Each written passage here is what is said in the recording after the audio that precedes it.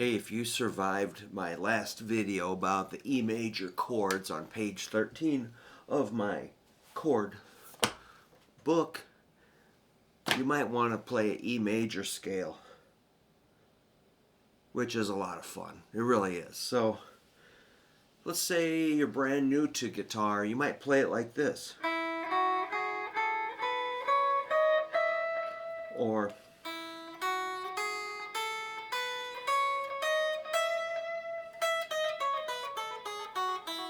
up and down you go. That's open 2, 4, 5, 7, 9, 11, 12. Or E, F sharp, G sharp, A, B, C sharp, D sharp, E. And you can definitely sound that out. You can also do the same thing on the big string. Take that mix down a little bit.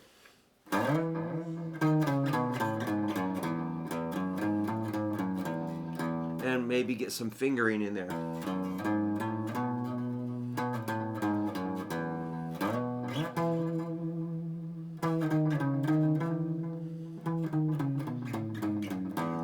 Yeah, those are the same note names, but on a different string. E, F sharp, G sharp, A, B, C sharp, D sharp, E. So those are on the two outer strings. Now we have to come up with some other patterns. What I was really thinking about something like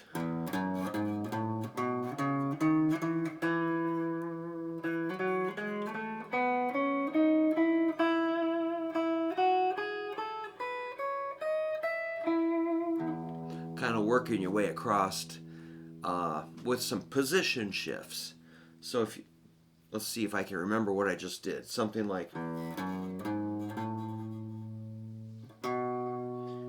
you have to choose when you want to cross over to the next string. Eventually you're going to have to move your arm or your hand. There's the B, or you're going to have choices. So versus there's the caged system where you must conform to the 5 forms. That's cool, but I don't always think that way. I just kind of wing it, I just kind of play the scale the way I want, or without really overthinking a system.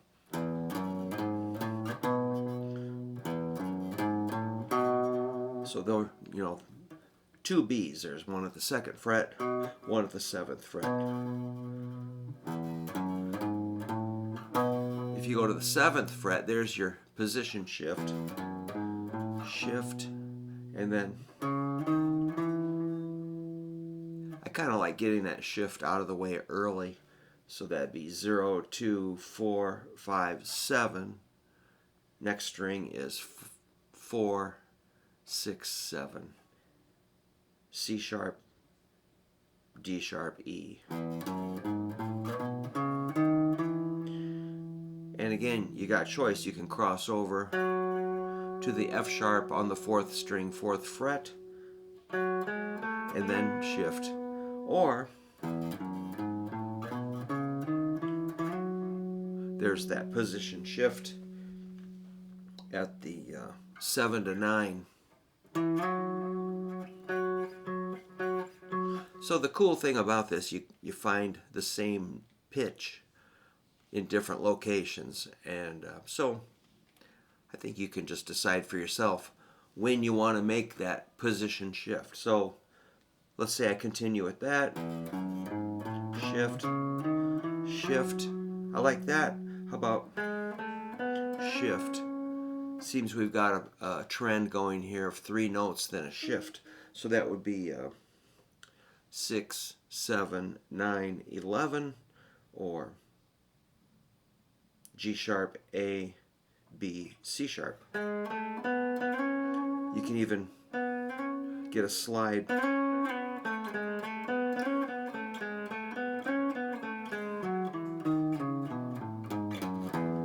So really you can kind of just meander do your own thing, man. That's a good way to go.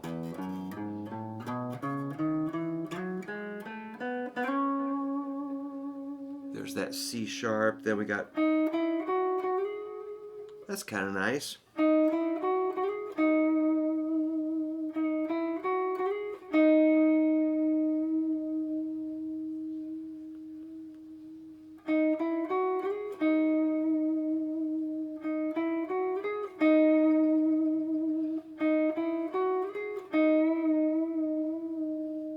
That's 8, 9, 11, 13.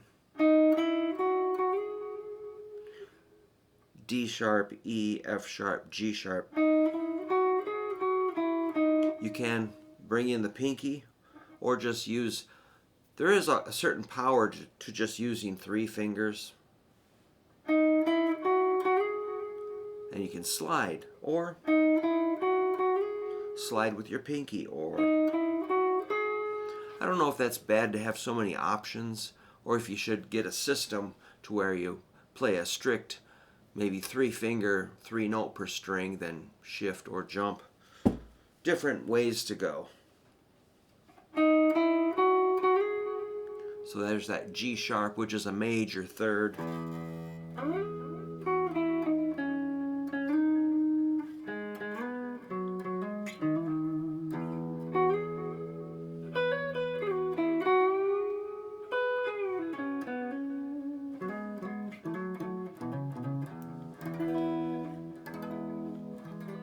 You can put some of those chords to use when you find a spot, so you can kind of connect the scale to the chords.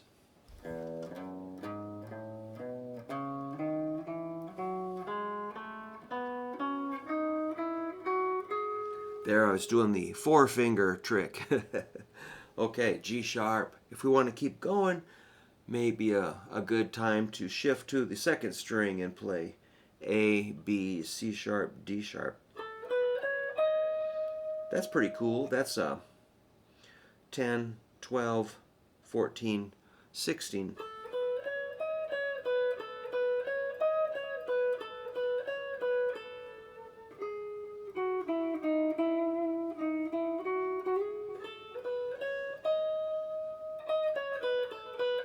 Or you could just do 3 fingers. Shift. I'm just having fun, man. So this would be, I guess, noodling, or just kind of free-forming it.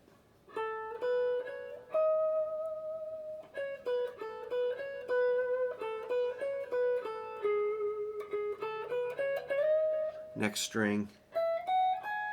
There's your old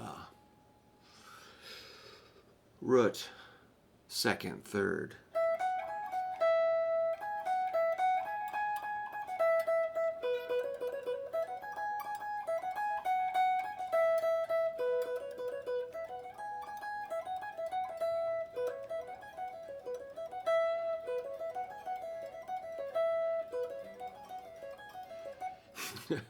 I'm just thinking about my guitar teacher. He said I'm getting a little better with my picking.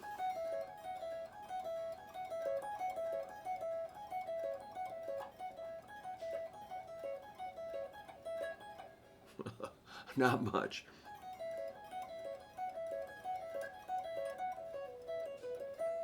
Cool.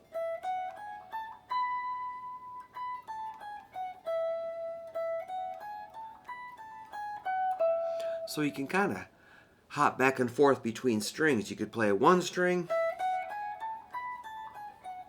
or 2 strings.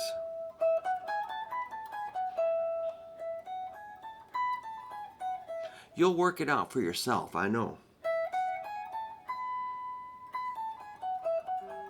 So that's our B, which is 19, A is 17, G sharp is 16, F sharp is 14, and E is 12. Or if you go to 2nd string, it would be 19, 17.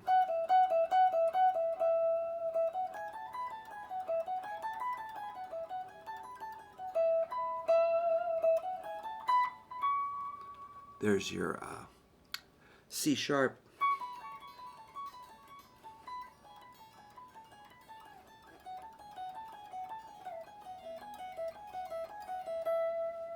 Working on triplets. Triplet, triplet, triplet, triplet, triplet, triplet, triplet, triplet, triplet.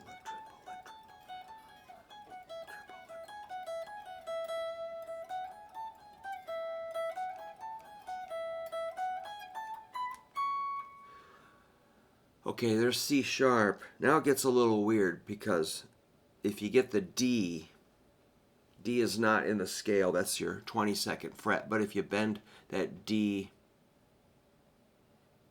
what do we got? A half step, you got a D sharp, I think. And then another, that's a half step. Another half step is E.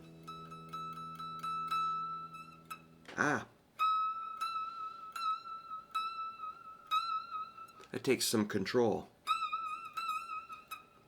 You just gotta go for it. Ooh, tough. How about half step?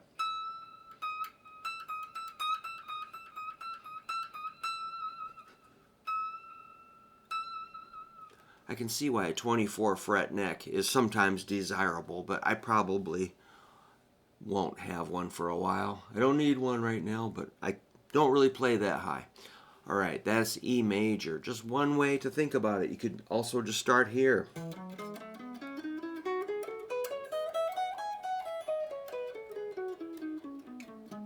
Kind of weave your way up and down.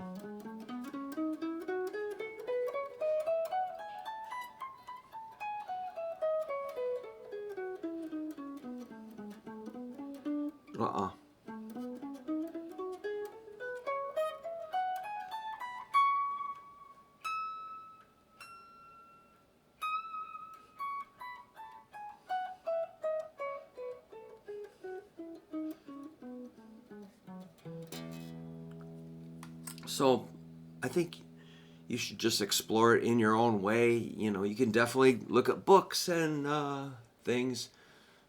Tablet, you can draw it out, get a diagram, and figure it out. Just remember the notes are E, F sharp, G sharp, A, B, C sharp, D sharp, and E. So that's your E major scale. It's all over the neck. It's kind of up to you to figure out the patterns. So that just takes time. And if you enjoy it, do it. If you don't, then skip it. But I think it's worth doing. For me, I enjoy it. It makes me happy to be able to play a simple scale like that. All right, so it's kind of a prerequisite for, you know, if you want to talk about music theory, you should be able to play a major scale, especially because the guitar is kind of set up for E with that big E string, high E. All those, you know, the open B string is the fifth. So three of the strings are right in your key. The A string is the fourth interval, so I should say 4 of the strings are totally in the key. So if I always say if Jimi Hendrix hit all 6 strings and balanced the guitar on his back and maybe shook it and got some feedback, he'd be pretty much in key. E minor for sure, because the G would be the minor third, but it could be a little bit of major in there maybe if you're lucky, but really you can just kind of bang it around and you're basically in the key of E. So it's probably one of the easier keys to play in as far as melody and riffs and so forth. So yeah, man, stay on that E major and let me know what you think. Thank you.